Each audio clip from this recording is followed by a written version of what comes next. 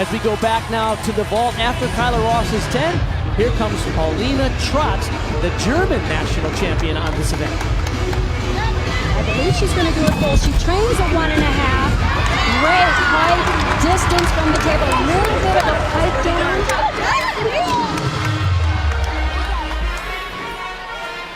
Look at the power in the run. You have to convert all that forward speed to up off the table. She finishes it at the table height.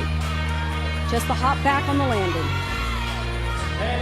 What an incredible meet we have so far.